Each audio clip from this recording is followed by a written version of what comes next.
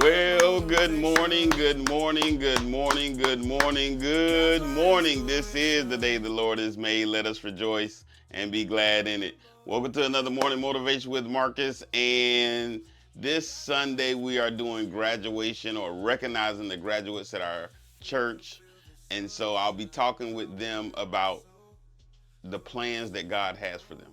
Yeah, I'll be coming from Jeremiah 29:11. For I know the plans I have for you. God has a plan for your life. And it's up to us to execute on the plan that He has. Not the plan that we necessarily have, but the plan that He has for us. Why? Because He knows the plans for each and every one of our lives. You know, one of my mentors told me once, he said, write your principles in pen, write your plans in pencil, and give God the eraser. Yeah, let me say that one more time. He said, write your principles in pen, write your plans in pencil, and write and give God the eraser. Why? Because, yeah, we might want some things that we plan to do, but ultimately God has the plan for our lives. And so we're able to take some turns and some detours and some things that we didn't expect that God may need us to go through in order to get where we need to go. You see, in order for David to fight Goliath, he had to fight the lion and the bear first. He had to go through some things before he got to Goliath. And that did a couple things. One, that built his confidence that he was able and capable of doing so.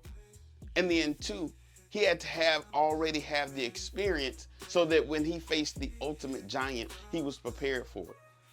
And so sometimes God gives us trials and tests before we get to the ultimate assignment, before we get to our ultimate giant.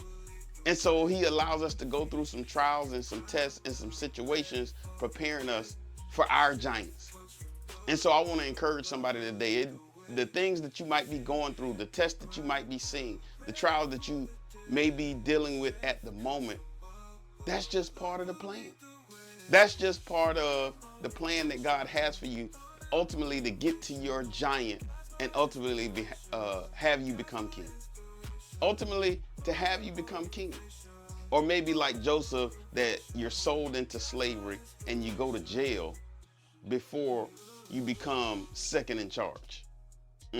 Yeah, see, He gave Joseph the dream, showed him the dream, but He didn't show him the full plan. That's the other thing. God doesn't always show us the step-by-step plan that He has for us.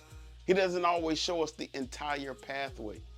And so we got to learn to trust God, trust the plan, and then trust His provisions for us.